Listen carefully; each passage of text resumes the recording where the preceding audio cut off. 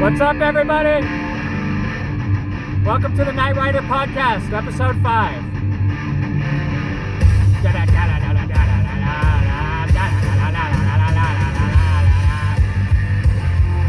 I'm just going to let this play out for a minute. Big fan of Motley Crue. I love this song.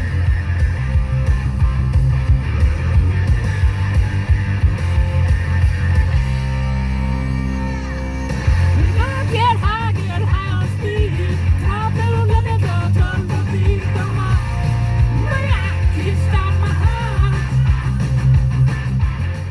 What's up, everybody?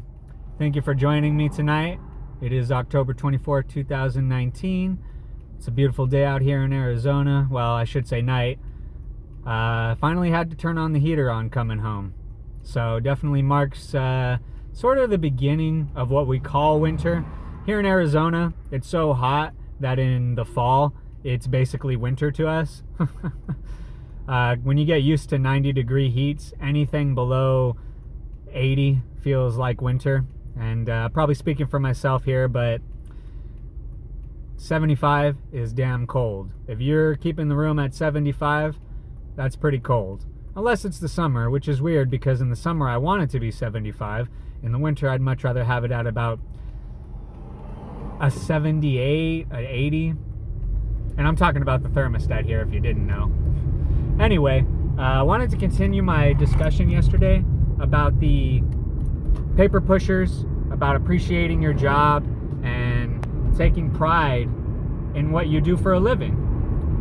See, myself, I'm actually in the middle of, well, I pretty much made my decision now, but I was actually kind of at a fork in the road for what I was going to be doing for a living. And you see, for me, I don't know. I think for most millennials, the workforce experience is different than boomers. And one of these days, I'll have to get a boomer on to talk about it.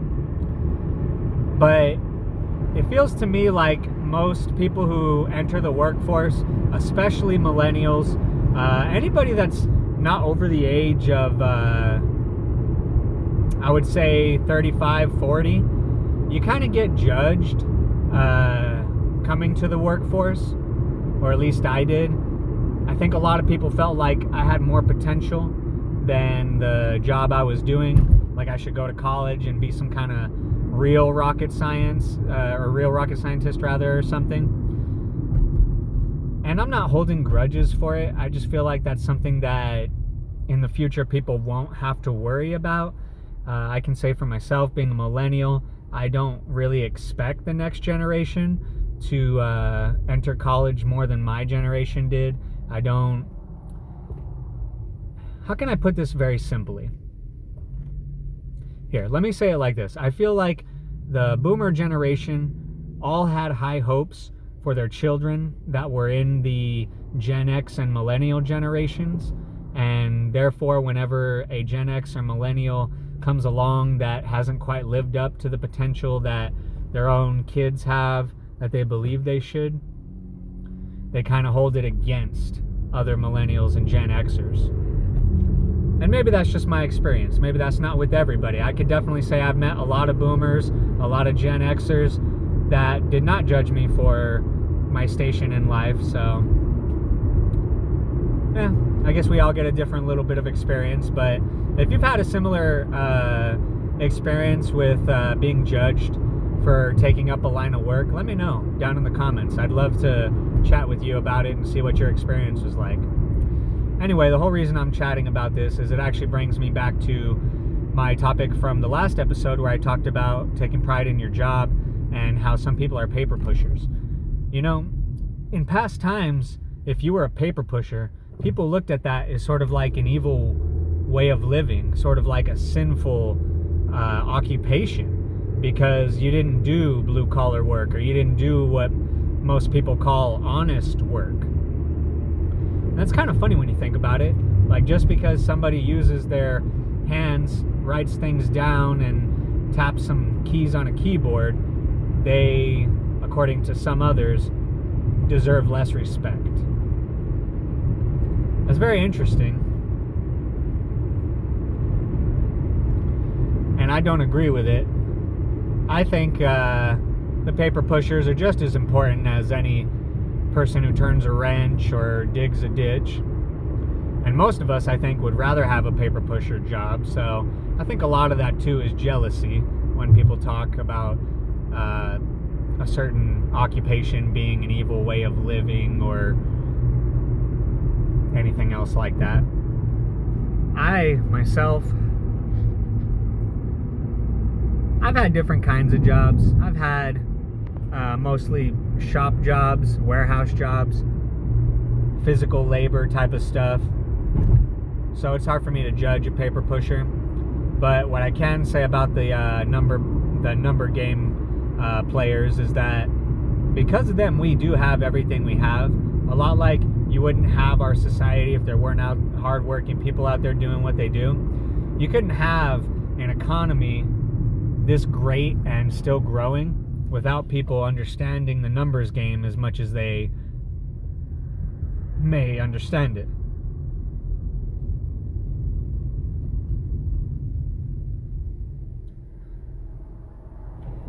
So, no matter what you do for a living, I think you should try to do it well. I think you should try to improve at it. I'm a lover of the samurai way, Bushido. I'm a lover of the samurai culture. And in the samurai culture, not every samurai was a warrior. Now, most every person in a samurai village had the ability to fight with a sword. That was part of being a samurai. But they were also skilled artisans, laborers. You know, a village cannot run on warriors alone. A village needs the other people in it. But what I love about the samurai mindset is the idea that no matter what you do, you should try to do it really well, improve on it, and you shouldn't do just one thing. That was a big thing with the samurai, is that you couldn't just fight, you couldn't just work. You had to be able to fight, work, and also do art. And you had to do all of them somewhat well. So, that being said, everybody's got an important job, even if you don't like the job. It obviously needs to be done if somebody's paying you in some way to do it. So, I guess what I would tell the listeners or the watchers is, well,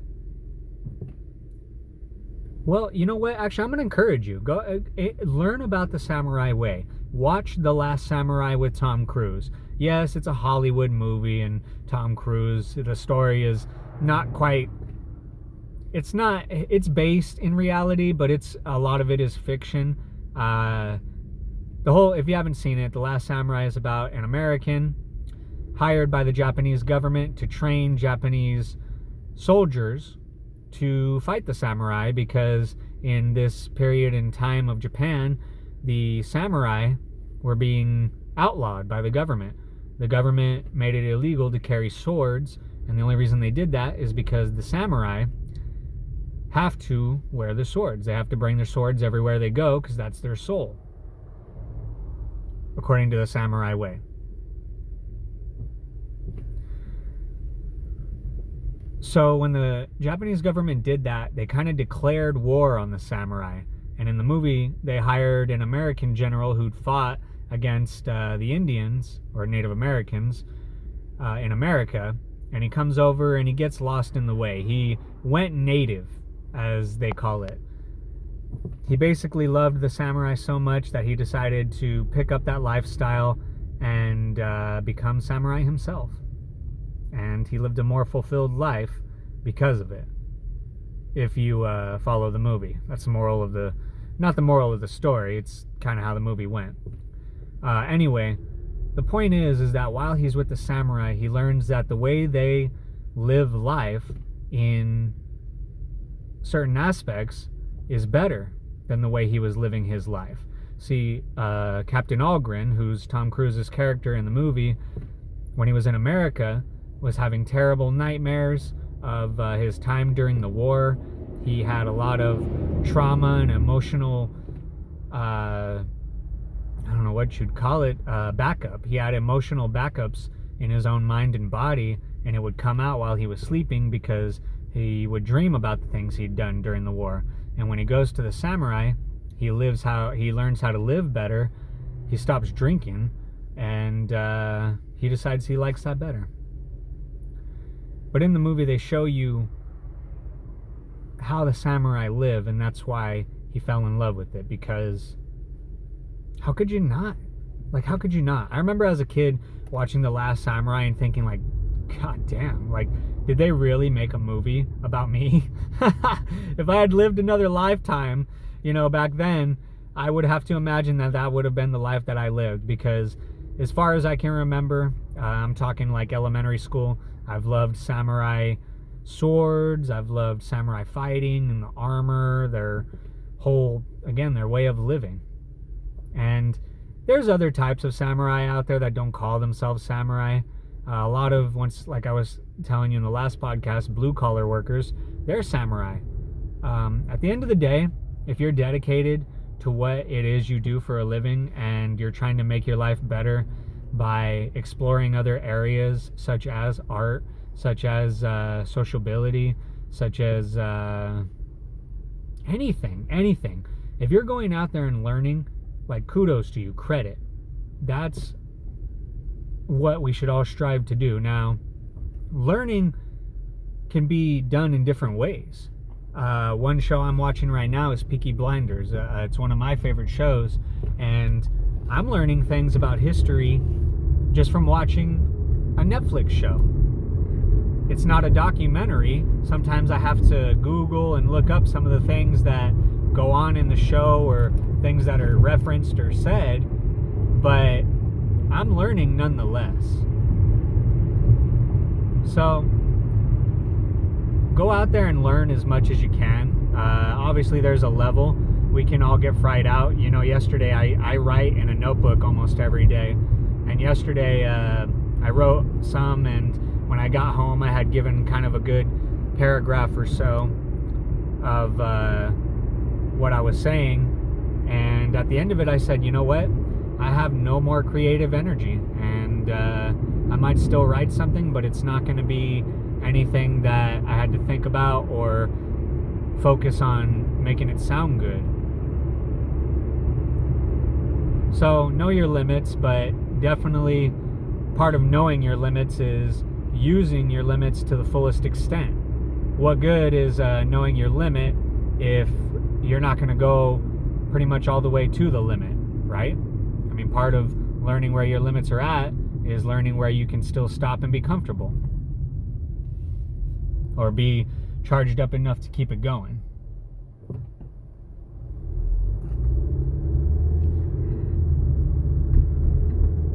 And that brings me to one of the topics I was going to talk about, is strategies in life.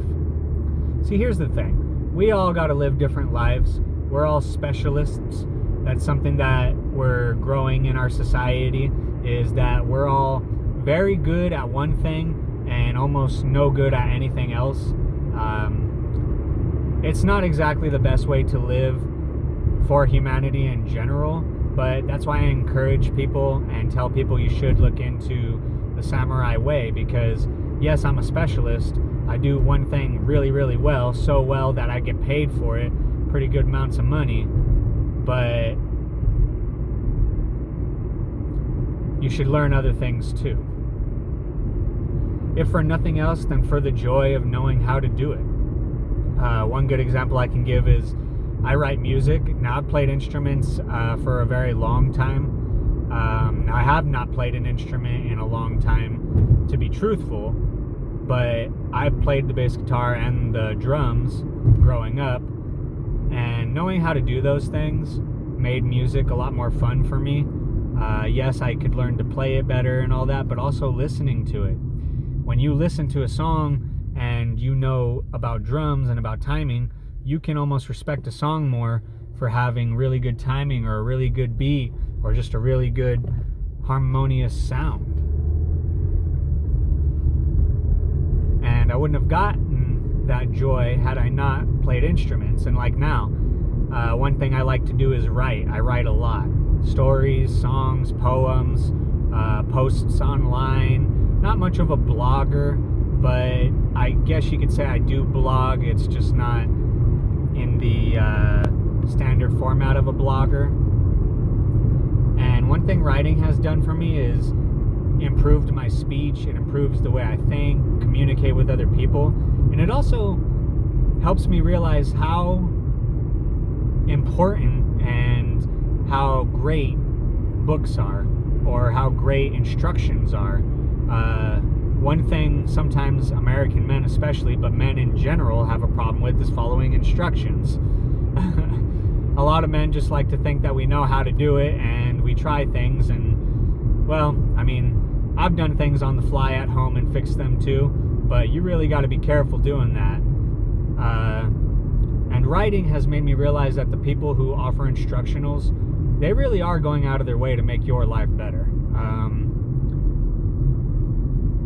Again, speaking from someone who writes, if you take the time to sit down and write something and learn how to explain it to somebody and the right words to use so that the explanation is the best it can be, that's a lot of work right there you're putting in. That's a lot of calories you're burning so that somebody else can have an easier life. And it'd almost be, well, it's definitely a waste. It's almost a shame that somebody would just think that they don't need the instructions or anything else someone wrote for any reason, really. But yeah, those are a couple examples. What's one other thing? Oh, for a little while I was taking temporary jobs. I didn't have a fixed full-time job, and doing temporary jobs makes you appreciate other people's lives. One thing I did was I was a maintenance man for a while, and wow, I'm telling you right now, fam, you have no idea, unless you're a maintenance man yourself or you've ever been around one, you have no idea what it takes to keep a house up and running and in good shape. I mean, my God, the maintenance alone that we should all be doing on our homes and stuff is mind-blowing. It's even more mind-blowing to think that these people don't do that type of maintenance, and it's because we just don't know. But again, if everybody kind of practiced the samurai way and was willing to learn things just for the joy of it and the fun, then maybe more people would learn that you do have to maintain your home and your car and other stuff. Another thing we have to maintain is relationships. You have to talk to your loved ones. You have to give them, you have to show the people around you some love. If that's talking to them, if that's a hug, there's different ways to do that. But the important thing is that you're keeping up on it all. So, yeah. Thanks to the paper pushers, the blue class heroes. Thank you to the samurai. Thank you to the skilled artisans. Thank you, artists. Thank you, all you great people of this world. And tune in for the next one. Hopefully I get a guest on, but if not, you know it's always going to be good content. Always have something cool to tell you about and something helpful that you can walk away with and hopefully use in your everyday life to make it better. Catch you later. Anybody, I see why they don't like me. Yelling out 400, I go too hypey. With the posse back at it.